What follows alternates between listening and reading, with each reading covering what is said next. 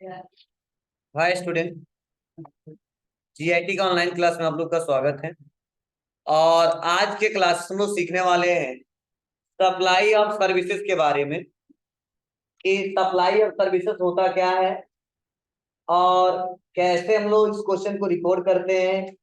वो आज के क्लास में एक एक करके स्टेप बाय स्टेप सीखेंगे और जानेंगे। तो याद होगा, मैंने आपको पिछले क्लास में बताया था कि जब हम कोई गुड्स खरीदते हैं तो किसमें रिकॉर्ड करते हैं, और जब कोई सर्विस खरीदते हैं तो उसको किस में रिकॉर्ड करते हैं। और ना जब कोई सर्विस का रिकॉर्ड देना हो और ना किसी गुड्स का रिकॉर्ड देना हो तो किस में रिकॉर्ड करते हैं। राइट है ना?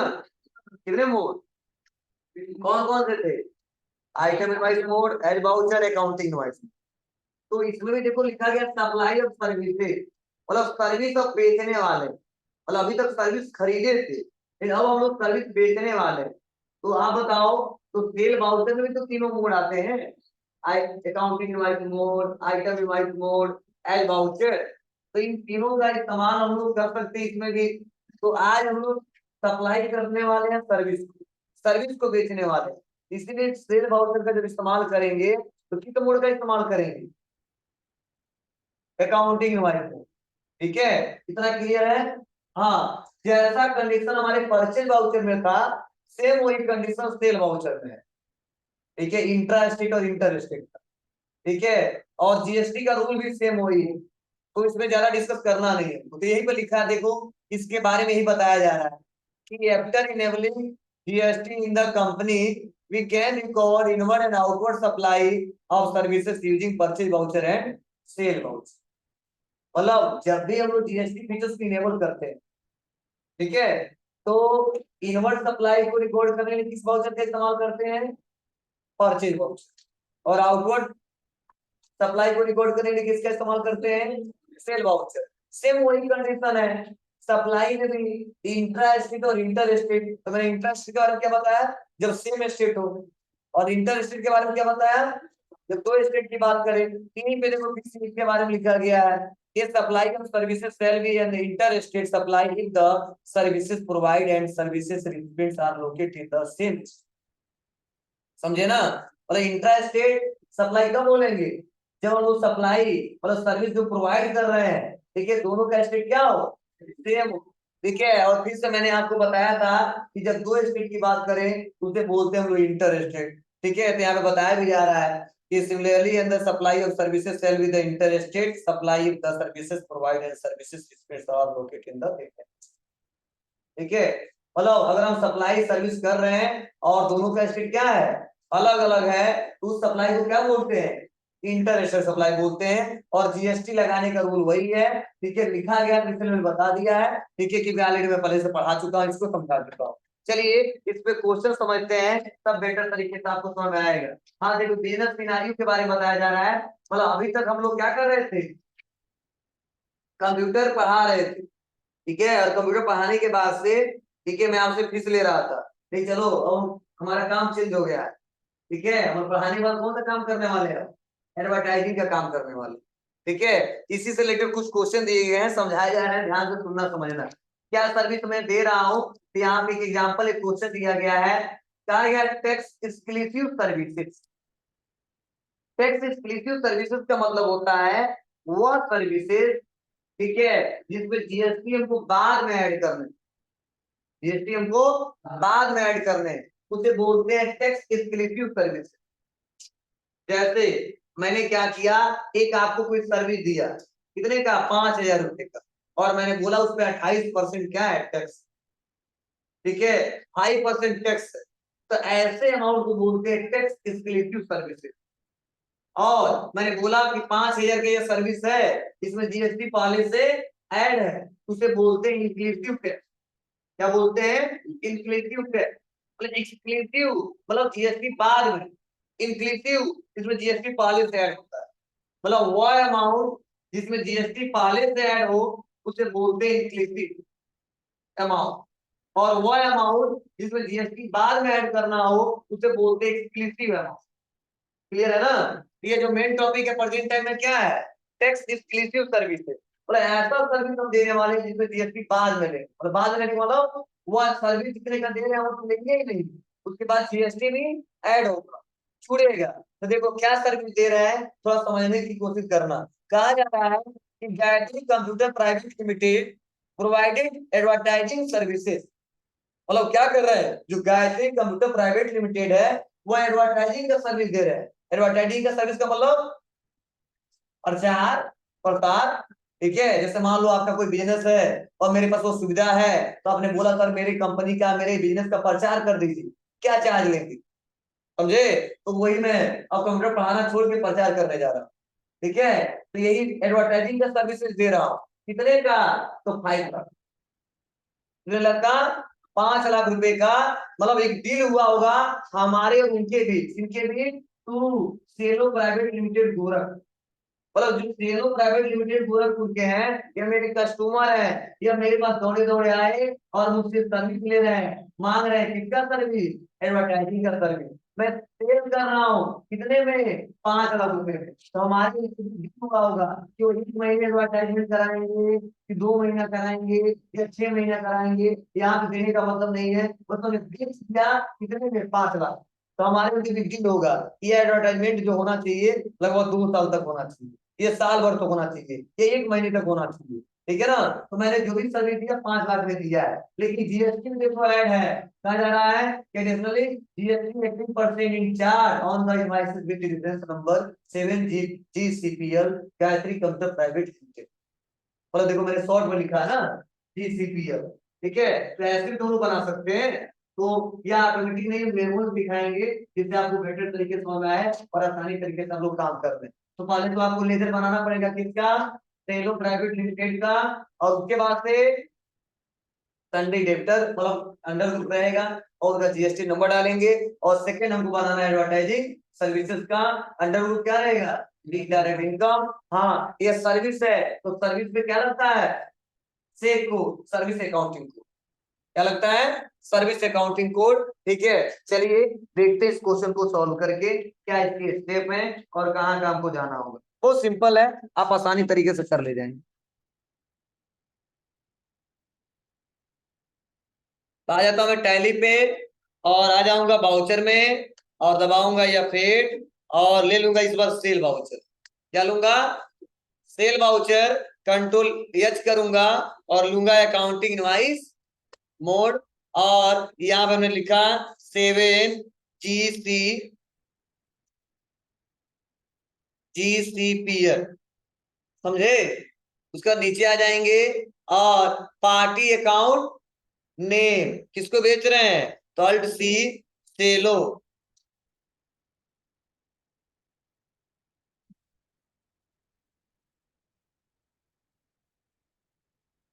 सेलो private limited under group sundry debtor, और यहाँ पे इनका एड्रेस कहाँ है, गोरखपुर के हैं और स्टेट वही है, जीएसटी नंबर दिया है।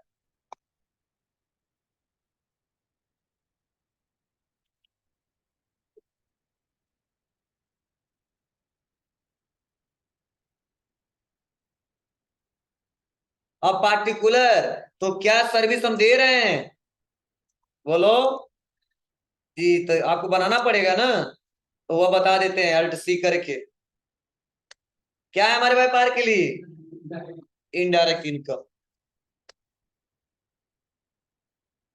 Types of ledger not applicable, GST applicable, set alter GST detail, यहाँ पे यस करेंगे, क्यों, क्योंकि इस लेजर में जीएसटी ऐड है, ठीक है। कितना,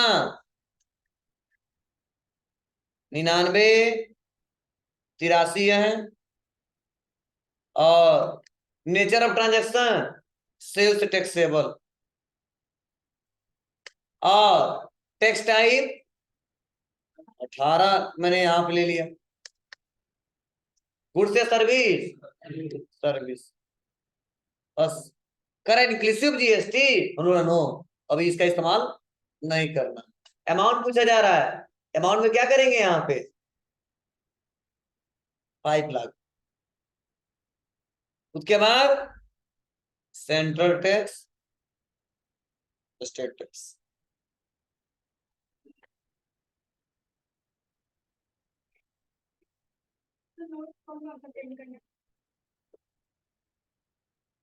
लिखिए प्रैक्टिस सेट चाहिए, ठीक है 14 सेट जी जी।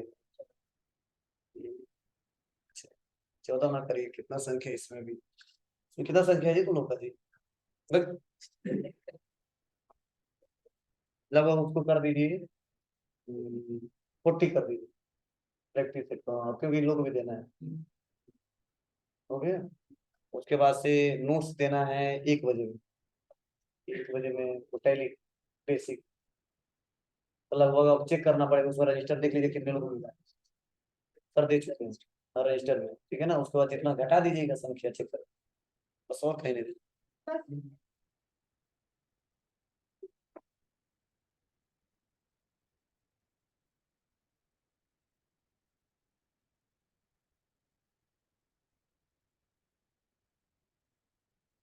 भेज देना,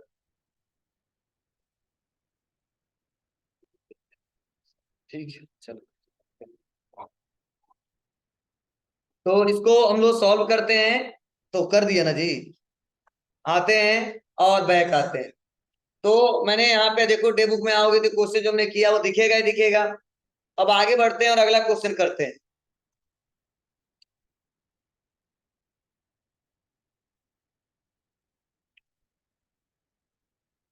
ये पहला क्वेश्चन सॉल्व हो गया।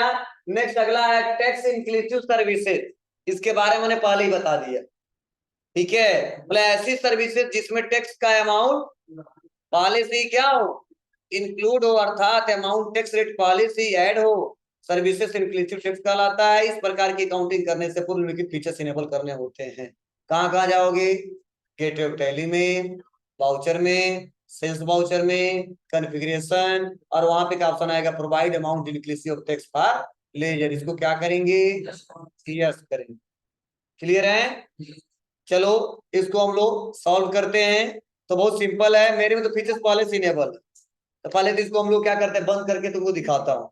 ये अब 12 बटन दबाओगे तो देखो यहीं पे का ऑप्शन आएगा, provide amount inclusive of tax for ledger, दिख रहा ना, यस। तो नो कर देंगे तो काम नहीं करेगा, तो आप लोग नो होगा तो क्या कर लेना, यस कर लेना, बस और कुछ नहीं करना। और सेम वही है, क्या है सर्विसेज, तो देखो यहाँ पे 8 GCPL दिया है और सेम वही सर्विस दे रहे हैं, लेकिन इस बार सर्विस कितने का दे रहे हैं, 1 लाख रुपए का, ठीक है ना।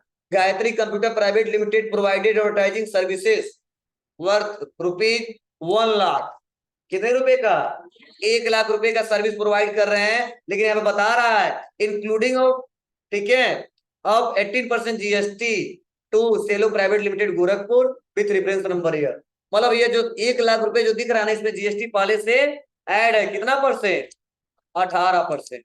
तो इसे ही बोलते टैक्स इंक्लूसिव सर्विसेज, बस सिंपल है। आइए और लिखिए 8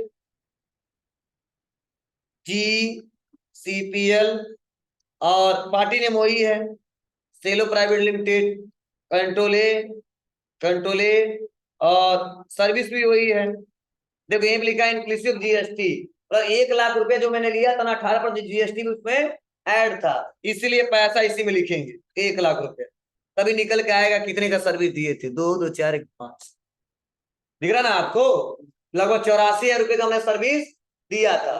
अब आ जाओ सेंट्रल टैक्स और स्टेट टैक्स, फिर से बाद में टोटल GST ऐड करने के बाद कितना रुपया आ जाएगा, 2 लाख, 1 लाख ही आएगा।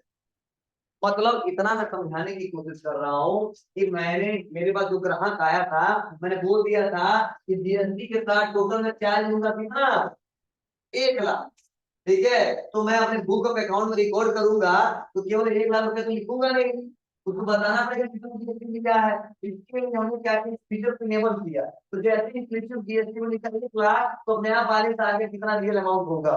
मतलब कैसे उतना अमाउंट आ गया, क्योंकि हमने इस पे 18% GST सेट किया है, तो कैलकुलेट करके अपने आप माइनस कर दिया, समझे। अगर 12 होता तो 12% माइनस करता, ठीक है, 28 होता तो 28% माइनस करता, तो जितना परसेंट उतना माइनस करके तब वैल्यू आया 84, उसका फिर से GST लगा, फिर से यह GST लगा, टोटल फिर से बैलेंस कितना आ गया, 1 लाख, इससे ज्यादा नहीं होना चाहिए। मतलब टैक्स इंक्लूसिव में जीएसटी लेंगे, जितना अमाउंट है उतना ही होना चाहिए, बढ़ना नहीं चाहिए। और टैक्स इंक्लूसिव में जितना अमाउंट है जीएसटी है करेंगे अमाउंट बढ़। अरे इसमें गुड्स में पढ़े हैं ना, एक रेट ऑफ टैक्स इंक्लूसिव, ठीक है। तो वह रेट इसमें जीएसटी बाद में ऐड करना, तो रेट में भरते थे। और वह रेट इसमें जीएसटी पहले से ऐड है, उसमें टैक्स इंक्लूसिव का इस्तेमाल किया, हाल ही में 2 दिन पहले पढ़ा था, ठीक है। तो इसे ही बोलते हैं इंक्लूसिव और एक्सक्लूसिव, दोनों में थोड़ा सा अंतर है। एक्सक्लूसिव जीएसटी बाद में ऐड होगा, इंक्लूसिव जीएसटी पहले से ऐड है, याद रहेगा। चलो याद रखना, क्योंकि बड़ी जल्दी भूल जाता है आपको, सर क्यों भूल जाता है, क्योंकि मुझको भी भूल जाता है। क्या है बाबू, एग्जेम्प्टेड सर्विसेज। चलो कोई बताएगा एग्जेम्प्टेड सर्विसेज का मतलब, नहीं पढ़ाया था मैंने।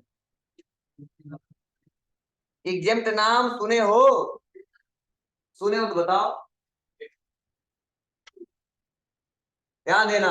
वो सर्विसेज जिसपे टैक्स चार्ज नहीं है 1% जीएसटी के अंदर, उसे बोलते हैं एग्जेम्प्टेड गुड्स या सर्विसेज, ठीक है। तो मैंने जब टैक्सेबल पढ़ाया था और एग्जेम्प्टेड पढ़ाया था, कब, जब रेगुलर डीलर और कंपोजिशन डीलर के बारे में समझाया था, तो वहीं पे टाइप्स ऑफ इनवॉइस के बारे में बताया था कि रेगुलर डीलर कौन सा इनवॉइस इशू करेगा, कंपोजिशन डीलर कौन सा इनवॉइस इशू करेगा।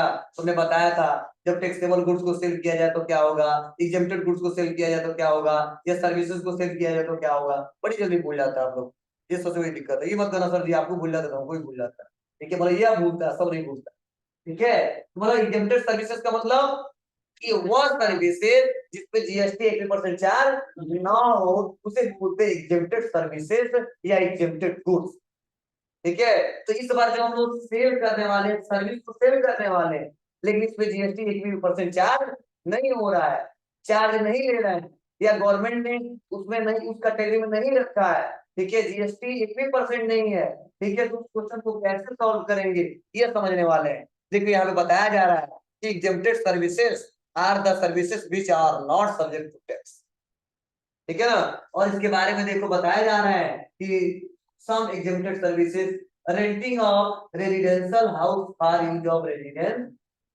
second, transmission of electricity by electricity transmission utility, और third, agriculture related services like supply of farm labor, cutting, harvesting service by RBI, ठीक है। मतलब ये सभी सर्विसेज जो है इसमें 1% जीएसटी चार्ज नहीं है।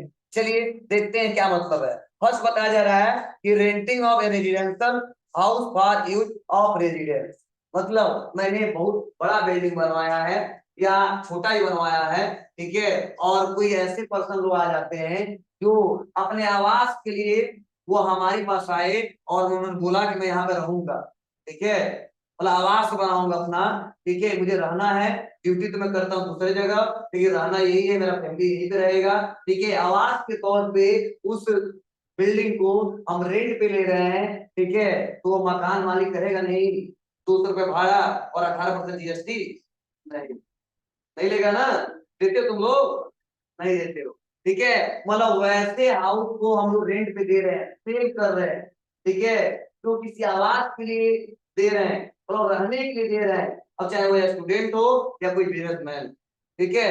मेरे पास वैसे सुविधा है तो उसके लिए क्या करेंगे हम लोग, ठीक है, बस अमाउंट बताएंगे, वाली चार्ज ज्यादा बढ़ा दो की बात अलग है, 2000 4000 किराया लेंगे, फिर जीएसटी मत करना इतना लेंगे, ठीक है। तो जीएसटी के ऊपर से चार्ज नहीं करते, क्लियर है। इसीलिए बोला गया है कि यहाँ पे renting of residential house for use of residence, ठीक है। सेकेंड बताया जा रहा है कि ट्रांसमिशन ऑफ इलेक्ट्रिसिटी बाई, ठीक है, मतलब जैसे मान लो उस आवास में हम लोग घर में रह रहे हैं, उस बिल्डिंग में रह रहे हैं, अब सपोज मान लो बिजली की जरूरत पड़ेगी ना, एक तो तरीका है कि मैं कनेक्शन कराऊंगा तब बिजली का इस्तेमाल करूंगा, फिर कोई जरूरी नहीं है कि वहां पे मैं हमेशा रहूंगा, बोलो आज झगड़ा हो जाए चला जाऊंगा, रूम खाली कर दूंगा, ठीक है। तो कनेक्शन करवाऊंगा उस एड्रेस पे, उस लोकेशन पे, फिर से मान लो लोकेशन चेंज हो गया, ये मान लो मेरा ट्रांसफर ही हो गया, ठीक है, या मैं छोड़ ही दिया, ठीक है, तो उस समय हम लोग कनेक्शन कराएंगे तो दिक्कत हो, ठीक है। इसलिए कहते हैं मालिक से कि सर आप ही दे दीजिए, ठीक है, और मैं अपना एक अलग से मीटर लगा दूंगा,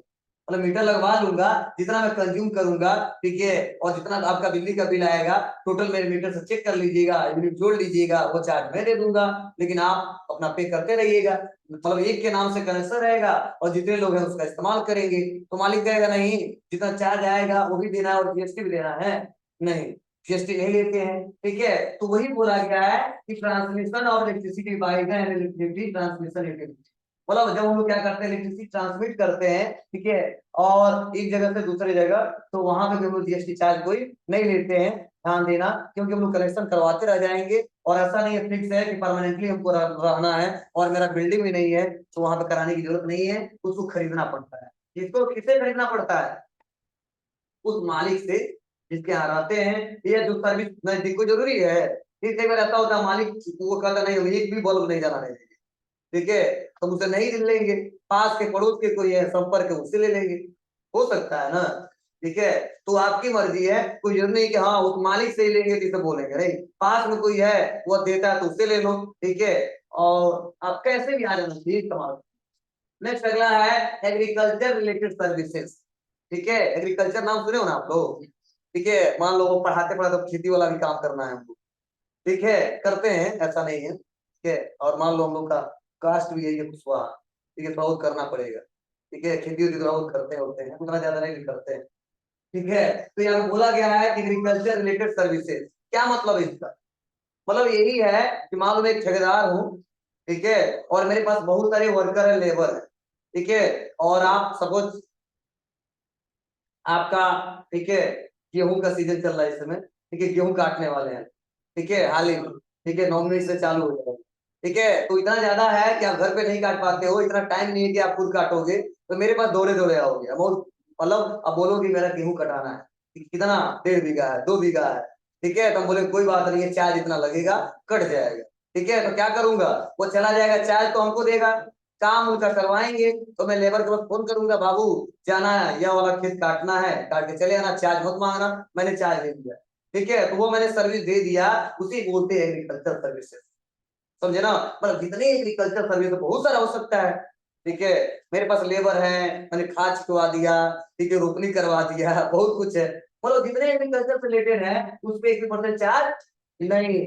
क्लियर है ना। उसी बोलते हैं एग्रीकल्चर सर्विसेज, ठीक है। तो जैसे हमें बोला गया लेबर कटिंग, मतलब जो भी लेबर है, ठीक है, जो लोग काटते उड़ते हैं, तो ठीक है, बुआई करते हैं, वो सभी एग्रीकल्चर से रिलेटेड आते हैं, उस पे 1% चार्ज नहीं है, इतना समझ लें, ठीक है। और नेक्स्ट अगला है service by RBI, reserve bank of India, जो सर्विस हमको देता है उसका भी कोई चार्ज नहीं है, टैक्स अमाउंट कोई चार्ज नहीं लेता है। आरबीआई सर्विस देता है, टैक्स लेता है क्या आपसे?